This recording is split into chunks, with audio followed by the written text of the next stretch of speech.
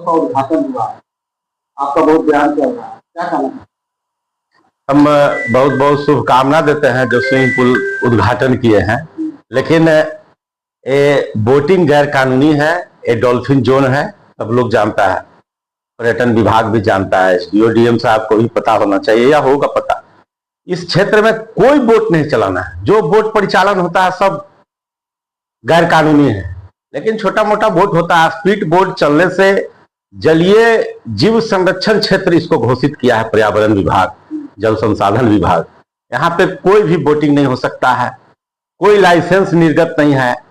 यही सवाल हम करना चाहते हैं। देखिए, कहीं भी कुछ ऐसा होगा उसमें हम तो आवाज उठाएंगे, गलत के खिलाफ हमारा काम है आवाज उठाना, और ये गलत है, बिल्कुल बैन होना चाहिए, कार्रवाई होनी चाहिए। आप कह रहे एक तरफ से आवाज उठा रहे हैं और दूसरे तरफ आपका ही पार्टी के विधायक माने ज्ञानू जी उसका उद्घाटन कर रहे हैं, तो क्या इस पे क्या बताना चाहिए? विधायक जी को नहीं जानकारी होगा कि लाइसेंस निर्गत नहीं है, लाइसेंस नहीं लिया गया है, क्या है, बहुत चीज उनको नहीं जानकारी रहता है। कोई भी बोला था, विधायक हैं, सीधे साधे व्यक्ति हैं, चले आए उद्घाटन कर दिए, कोई खास बात है नहीं।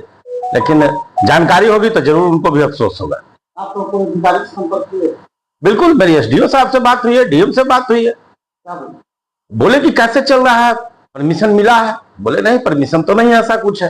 सबसे मेरी बात हुई है, रोज बात होती है, कोनो पहला दिन बात हुई है, लेकिन इस संबंध में बात हुई है मेरी डीएम से, पटना डीएम से भी बात हुई।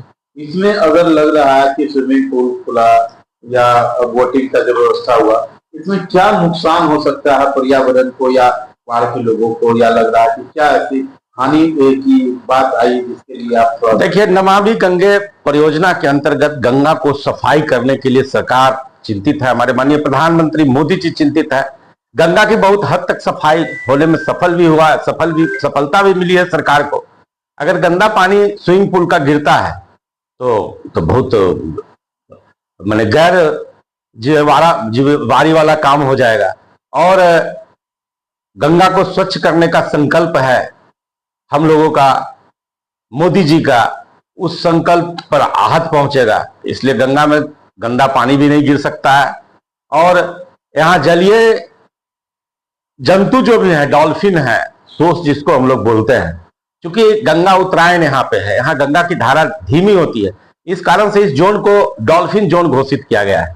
स्वाभाविक है कि गंगा का धारा कम होने के कारण यहाँ पे जलीय जंतु का, जलीय जीव का, डॉल्फिन का पूरा ठहराव है। आप लोग देखते होंगे, माना जाते होंगे तो काफी डॉल्फिन नजर आता है। इतना डॉल्फिन कहीं पूरे गंगा में कहीं नजर नहीं आता है। तो इस कारण से इस जोन को बोटिंग रहित अति जोन किया गया है कि इस क्षेत्र में स्पीड बोट नहीं किया जा सकता है। मुझे पूरी जानकारी है, तभी हम बयान दे रहे हैं, ऐसे ही हम कुछ नहीं वगैरह का जो है बोट उठता है उसमें भी मोटर लगा रहता है, तो क्या उन लोग को भी? बिल्कुल बिल्कुल, वो भी गैर कानूनी है, लेकिन अब परिचालन का एकमात्र साधन दियारा क्षेत्र का बोट है। लोग चारा जानवर के लिए लाते हैं, लोग खेती के लिए उधर जाते हैं, लोगों का सब्जी परवल ये सब लगा रहता है, तो कोई साधन नहीं होने के कारण थोड़ा बहुत उपयोग किया जा सकता है, लेकिन प्रोफेशनली इसको बोटिंग जोन बना के बिल्कुल नहीं, एकदम गैर जिम्मेवारी वाला काम है और पूरा गैर कानूनी काम है।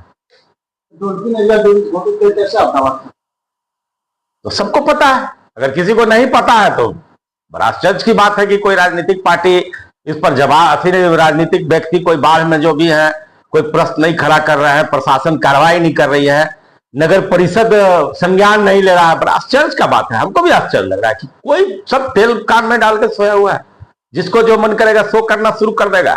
अब तो फिर और 5 आदमी बोट ला के चलाना शुरू कर देगा उमानाथ में, फिर कोई अलखनाथ से शुरू कर देगा। तो इस एरिया में बोटिंग नहीं चलाना है, इसके लिए पर्यटन विभाग से लाइसेंस लेना पड़ता है। कोई लाइसेंस निर्गत नहीं है जहां तक मुझे मालूम।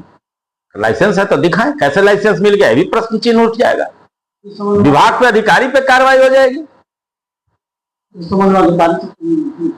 मेरी बात हुई है, हाँ बिल्कुल बात मिलना क्या, हम कॉल करके बता दिए, फोन कर दिया, ऐसा मिलने क्या हमको किसी से व्यक्तिगत तथी है क्या, दुश्मनी है क्या? अगला कदम आपका क्या होगा? कोई अगला कदम क्या होगा? बिल्कुल परिचालन नहीं होना चाहिए, बस यही निवेदन हम प्रशासन से भी और जो खोले उनसे भी।